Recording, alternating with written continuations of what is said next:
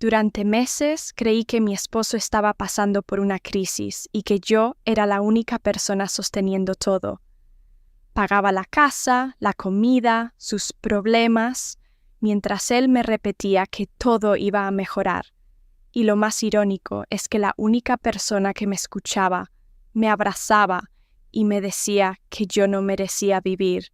Así era mi mejor amiga, la misma mujer a la que yo ayudaba económicamente, la que me juraba que estaba sola criando a su hijo porque el padre la había abandonado, la que lloraba conmigo cada vez que yo empezaba a sospechar algo.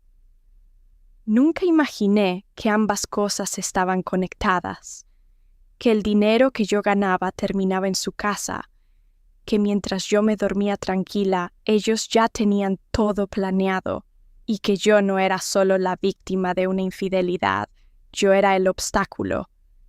Siempre fui una mujer organizada, no perfecta, pero sí responsable, de esas que aprendieron a resolver solas.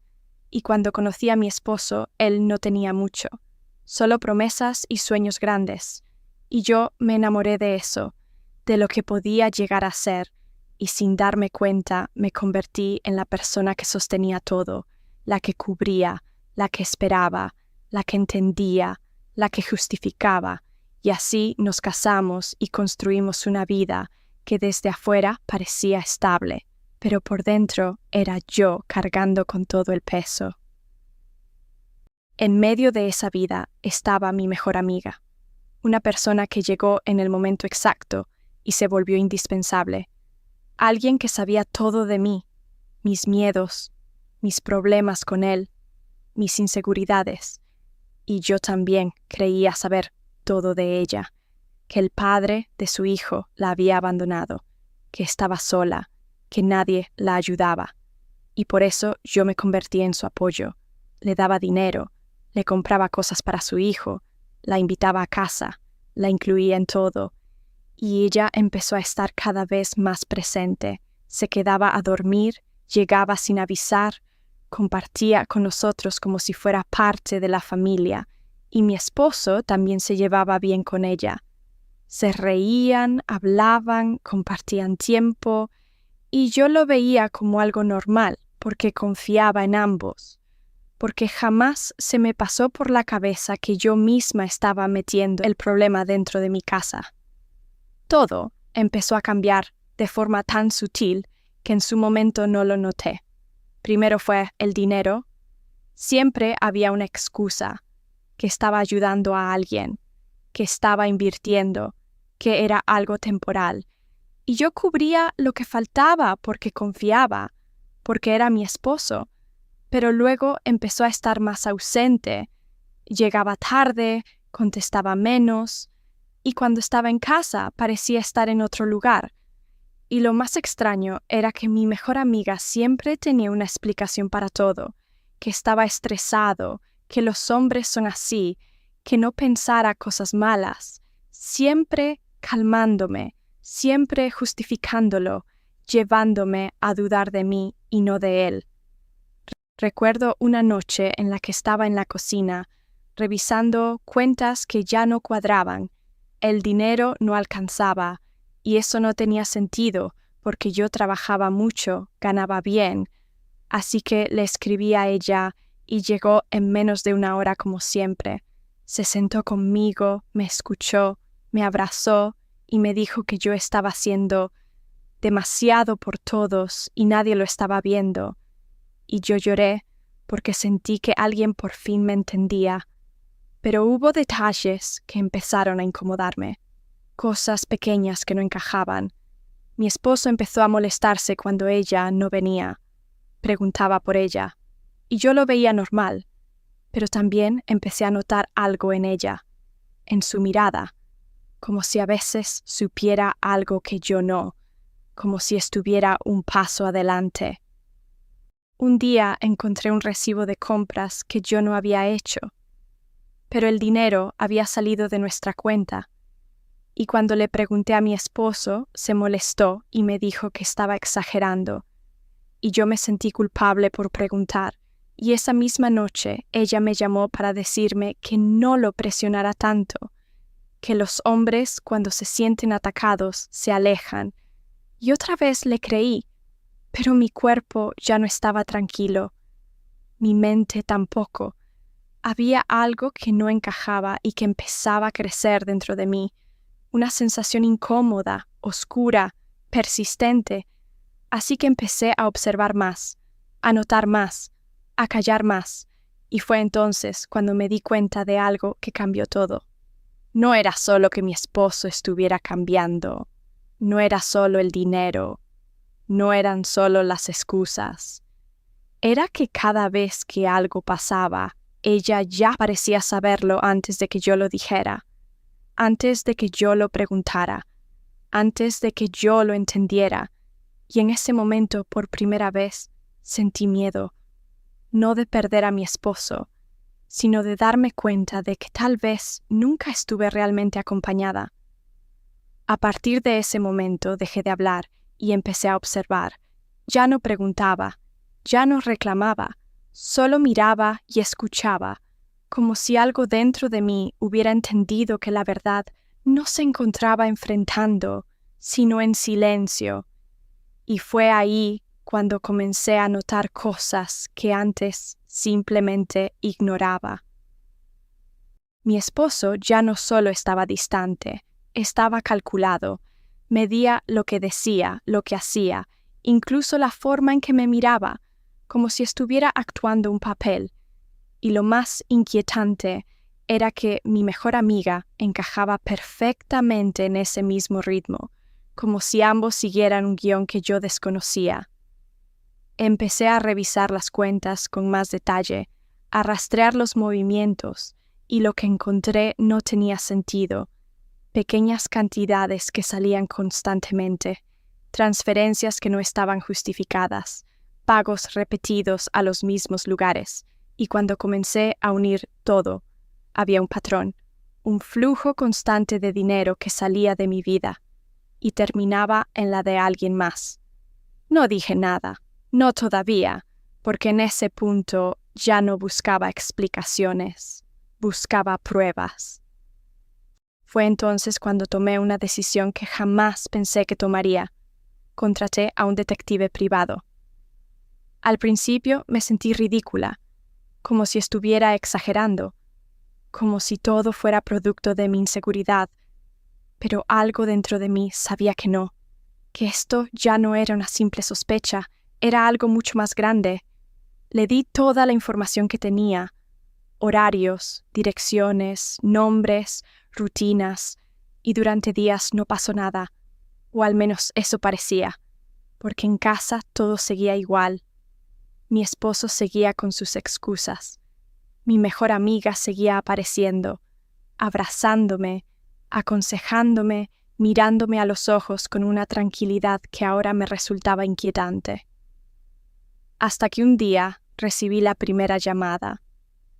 El detective no dijo mucho, solo me pidió que fuera a verlo, y cuando llegué, puso sobre la mesa varias fotos. En la primera estaba mi esposo, saliendo de un edificio que yo no conocía. En la segunda estaba ella, entrando al mismo lugar. Y en la tercera estaban juntos. No abrazados, no besándose, no hacía falta, la forma en que se miraban lo decía todo. No era algo reciente, no era algo impulsivo, era algo que llevaba tiempo, algo que ya tenía historia. Sentí como algo dentro de mí se rompía, pero no lloré, no grité, no hice nada de lo que normalmente hubiera hecho, porque en ese momento no sentí dolor, sentí claridad. Le pedí más información, más pruebas, y fue entonces cuando todo se volvió aún más oscuro. Ese lugar al que iban no era casualidad, era el apartamento donde ella vivía, el mismo donde yo había ido tantas veces, el mismo donde había jugado con su hijo, el mismo donde yo había llevado comida, ropa, dinero, sin saber que estaba financiando la otra vida de mi propio esposo. Pero lo peor no fue eso. Lo peor fue cuando el detective me explicó que no solo se veían ahí, que también había registros de visitas cuando yo no estaba en casa, cuando yo estaba trabajando, cuando yo estaba resolviendo la vida que ellos dos estaban disfrutando a escondidas. Mi casa también había sido parte de la mentira. Durante meses, ellos habían estado moviéndose entre dos espacios, entre dos realidades, y yo siempre estuve en medio sin darme cuenta. Sentí náuseas, una presión en el pecho que no me dejaba respirar, pero aún así pedí más. Quería todo, y lo que vino después fue lo que terminó de destruir cualquier duda que quedara. El detective había seguido el rastro del dinero, y todo llevaba al mismo lugar: cuentas vinculadas a ella, pagos relacionados con gastos que no tenían nada que ver con lo que me habían dicho. Y ahí entendí algo que me heló la sangre.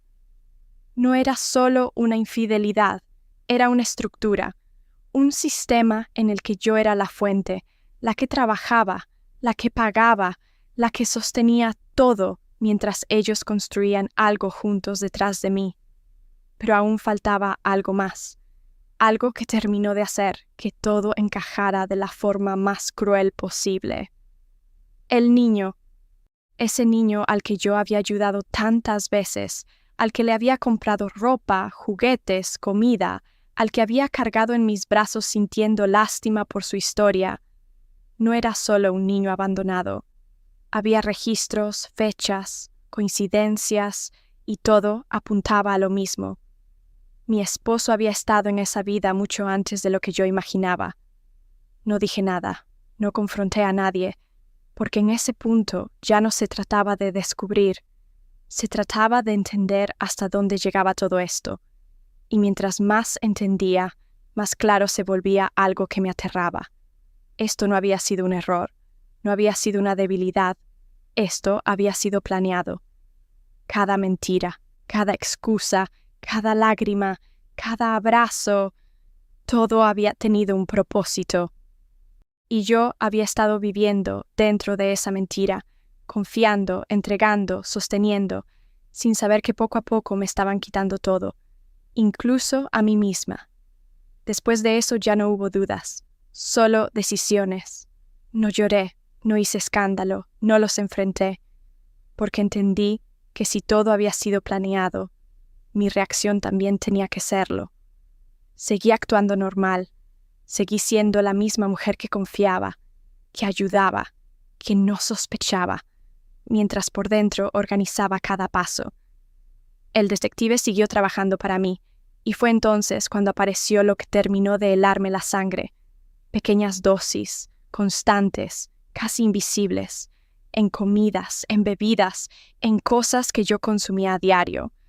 No era algo inmediato, no era algo evidente, era lento, progresivo, como si quisieran desgastarme, debilitarme, hacer que todo pareciera natural.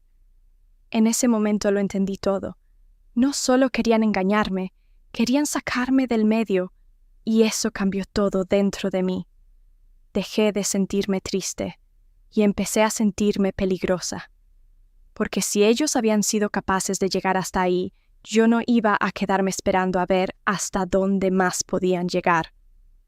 Reuní todas las pruebas, las fotos, los movimientos de dinero, los registros, los informes del detective, todo. Y mientras tanto, preparé lo que ellos nunca imaginaron, mi salida, porque había algo que ellos no sabían, algo que yo llevaba meses preparando en silencio. Yo había comprado una empresa. Sí, mientras ellos jugaban a esconderse en mi propia vida, yo había estado construyendo la mía en otro nivel, creciendo, invirtiendo, levantando algo que pensaba regalarle como sorpresa de aniversario a mi esposo. Irónico, ¿no? Yo planeando darle todo, mientras él planeaba desaparecerme. Pero esa sorpresa cambió de destinatario. Esperé el momento exacto, un día cualquiera, uno en el que todo parecía normal, en el que ella vino a casa como siempre, en el que él actuó como siempre, en el que yo serví la cena como siempre. Pero esta vez yo ya sabía todo. No comí, no bebí, no reaccioné, solo observé. Y cuando confirmé lo que ya sospechaba, cuando vi con claridad lo que estaban haciendo incluso frente a mí, supe que era el final. Esa misma noche me fui. No hubo gritos, no hubo confrontación, no hubo despedidas. Me fui con todo lo que necesitaba y dejé atrás todo lo que ellos creían que me habían quitado. Pero no terminé ahí, porque yo no iba a desaparecer en silencio. A la semana siguiente, todo salió a la luz. Las pruebas llegaron a las manos correctas, a las personas correctas, en el momento correcto. Su imagen como empresario, su reputación, todo aquello que él cuidaba más que a nada, se vino abajo en cuestión de días. Las cuentas, los movimientos, las mentiras, todo quedó expuesto. Y ella simplemente dejó de existir en mi vida, como si nunca hubiera estado. Y fue entonces cuando supe la última verdad. Ese hijo no era de él, nunca lo fue. Todo había sido aún más absurdo, más retorcido de lo que yo había imaginado. Yo había sido utilizada, manipulada, drenada, por dos personas que ni siquiera tenían algo real entre ellos. Y al final, cuando todo cayó, cuando todo se rompió, cuando ya no quedaba nada que sostener, entendí algo que nunca voy a olvidar. No perdí a mi esposo, no perdí a mi mejor amiga, perdí una mentira y sobreviví a algo que fácilmente pudo haber acabado conmigo. Porque ese día no solo me fui, ese día recuperé algo que ellos nunca pudieron quitarme: el control. A la mañana siguiente no dije nada, pero ya no era la misma. Algo dentro de mí se había acomodado de una forma fría, clara, como si por fin hubiera aceptado que esto no era una sospecha, sino una amenaza real. Me levanté temprano como siempre, pero no desayuné. Preparé café y lo dejé servido sin tocarlo, mientras observaba en silencio cómo él se movía por la cocina, con una naturalidad demasiado ensayada, evitando mirarme directamente, controlando cada gesto, cada palabra, y cuando ella llegó como si nada, como si esa casa también fuera suya, todo encajó de una forma que me dio escalofríos. Se saludaron con esa cercanía que antes veía normal, pero que ahora tenía algo más. Algo invisible que solo se percibe cuando ya sabes la verdad.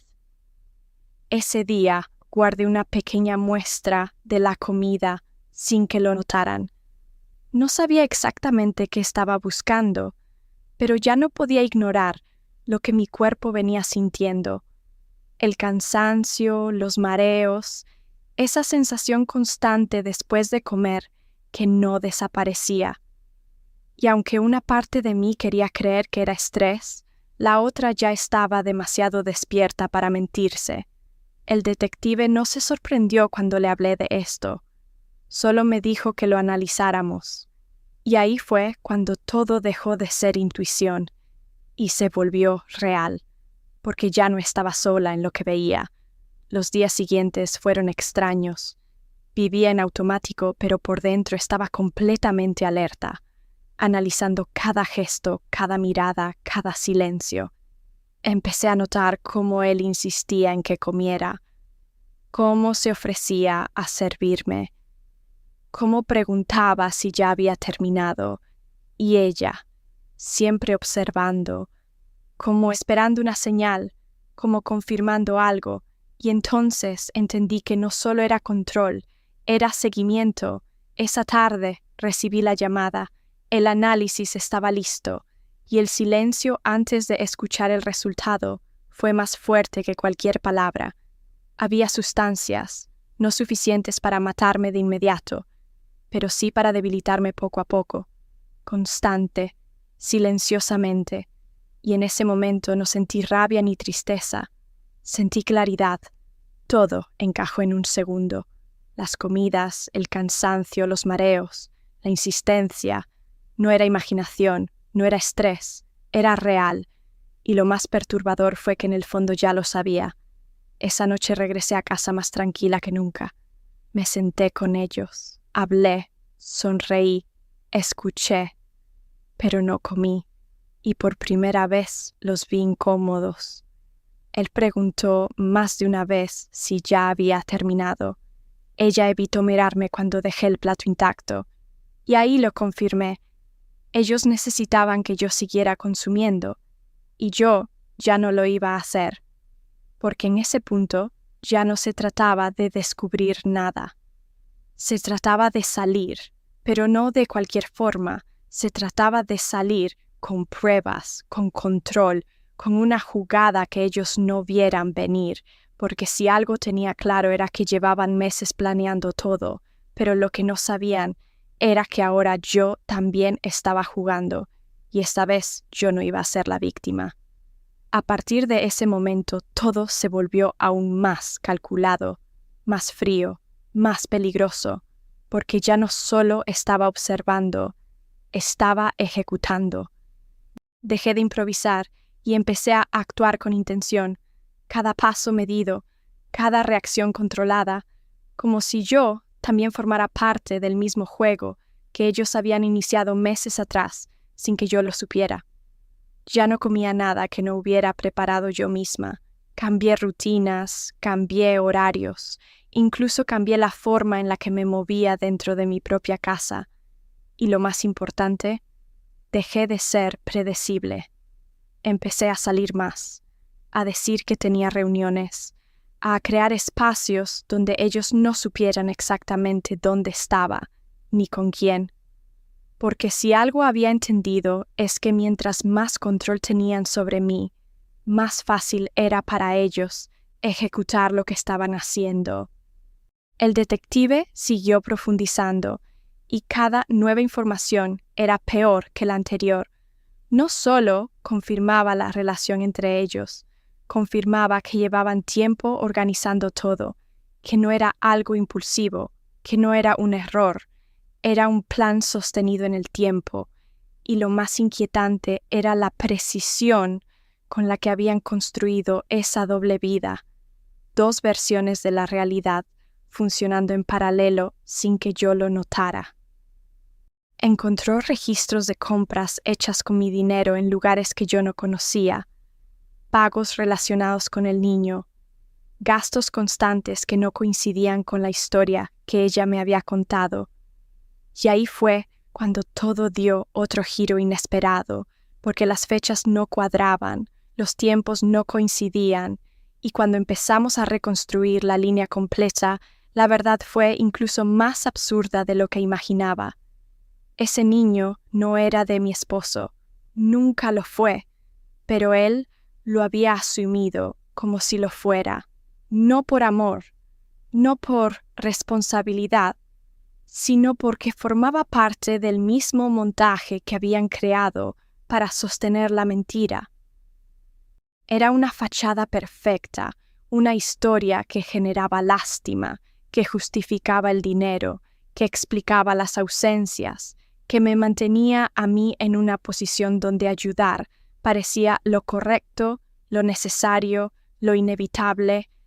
Y eso fue lo que más me golpeó, no la infidelidad, no el engaño emocional, sino la manipulación tan calculada, tan estructurada, tan sostenida en el tiempo, donde cada pieza tenía un propósito y yo había sido la base de todo sin darme cuenta.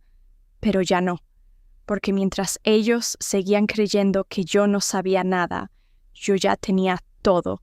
Cada prueba, cada documento, cada registro, cada detalle que podía destruirlos si yo decidía hacerlo. Y ahí fue donde tomé la decisión final. No iba a reaccionar desde el dolor. No iba a gritar, no iba a confrontar, no iba a darles la oportunidad de defenderse o de inventar otra mentira. Iba a desaparecer, pero no como ellos habían planeado. Iba a desaparecer de su juego, de su control, de su historia, llevándome conmigo todo lo que necesitaba para reconstruirme y, si era necesario, para destruir la imagen que ellos tanto se esforzaban en mantener. Porque en ese punto ya no se trataba de salvar la relación, ni la amistad, ni nada de lo que había sido. Se trataba de algo mucho más básico, mucho más instintivo. Se trataba de sobrevivir y asegurarme de que nunca más alguien volviera a jugar con mi vida, como si fuera una pieza reemplazable. Los días siguientes fueron los más silenciosos y peligrosos de todos, porque mientras por fuera todo parecía normal, por dentro yo ya estaba ejecutando mi salida con una precisión que ellos ni siquiera sospechaban. Organicé mis documentos, separé mi dinero, moví cuentas, aseguré todo lo que me pertenecía sin dejar rastro, como si estuviera desarmando mi propia vida pieza por pieza sin hacer ruido. La empresa que había comprado en secreto dejó de ser una sorpresa y se convirtió en mi salvación, en el único espacio que ellos no conocían, en la prueba de que yo no dependía de nadie, en la base de lo que sería mi nueva vida lejos de todo esto.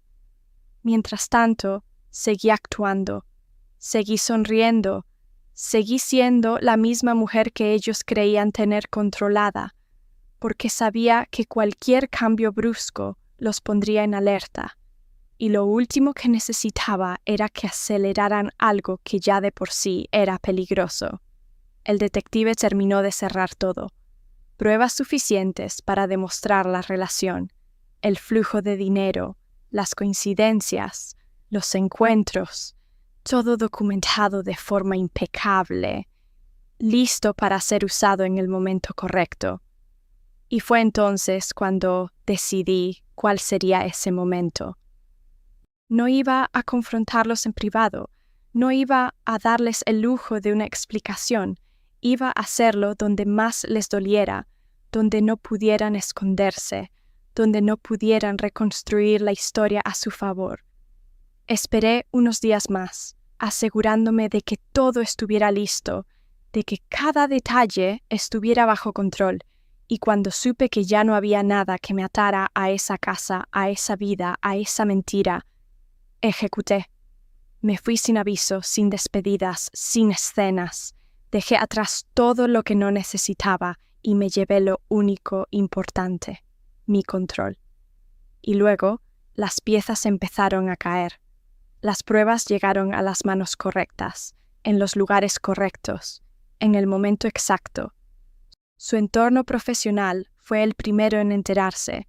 Su imagen como empresario empezó a fracturarse en cuestión de días, porque lo que más cuidaba, lo que más protegía, no era su relación conmigo, era su reputación. Las cuentas, los movimientos, las inconsistencias, todo empezó a salir a la luz. Y ya no había forma de ocultarlo, ya no había forma de explicarlo sin quedar expuesto. Intentó llamarme muchas veces, mensajes, correos, incluso personas en común intentando mediar, pero ya no había nada que hablar. Yo no necesitaba respuestas, ya las tenía todas. Y ella desapareció. No hubo confrontación, no hubo disculpas, no hubo nada. Simplemente dejó de existir en mi vida, como si nunca hubiera estado, como si todo hubiera sido un montaje que finalmente se derrumbó. Y en medio de todo ese caos, de toda esa caída, hubo un momento de silencio que nunca voy a olvidar. Un momento en el que me di cuenta de que ya no tenía miedo, de que ya no estaba esperando que algo pasara, de que ya no estaba sobreviviendo, estaba libre. Pero no una libertad tranquila, no una libertad suave. Era una libertad construida desde la traición, desde el dolor, desde una verdad tan cruda que me había obligado a convertirme en alguien más fuerte de lo que alguna vez imaginé. Porque al final, lo que ellos nunca entendieron es que yo no era la víctima en su historia. Yo era la única persona que podía terminarla.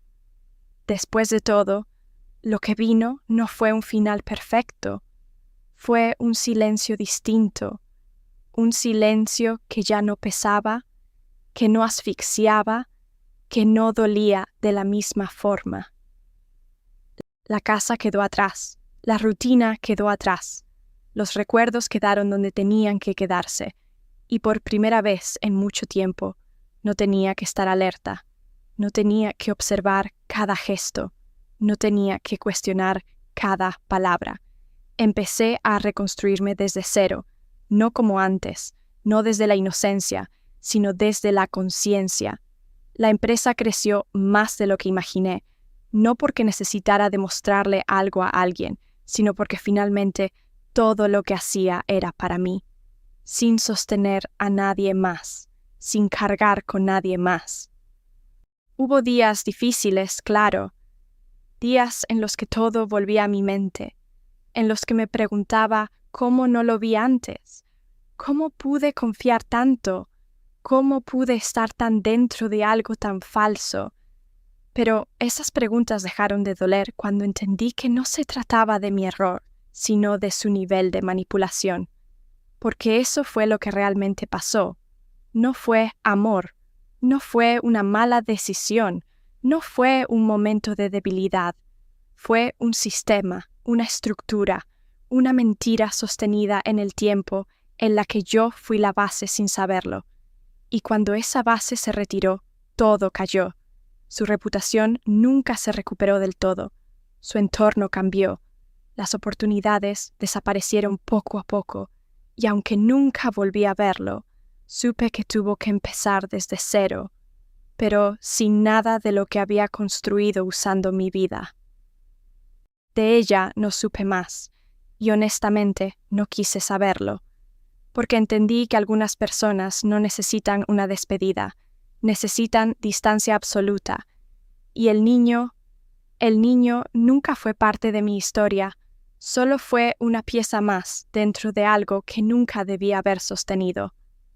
Con el tiempo dejé de recordar sus caras con rabia, dejé de repetir la historia en mi cabeza, dejé de buscar explicaciones que ya no necesitaba, porque al final todo se redujo a algo mucho más simple de lo que parecía. Confié en las personas equivocadas y sobreviví. Y eso fue lo único que importó, porque no me rompieron, no me destruyeron, no lograron desaparecerme como habían planeado. Al contrario, me obligaron a despertarme, a ver, a entender, a reconstruirme con una fuerza que no sabía que tenía. Y si algo me quedó claro después de todo esto, es que hay traiciones que no vienen a destruirte, vienen a revelarte quién eres, cuando ya no tienes a nadie más que a ti misma. Y en mi caso, eso fue suficiente para volver a empezar.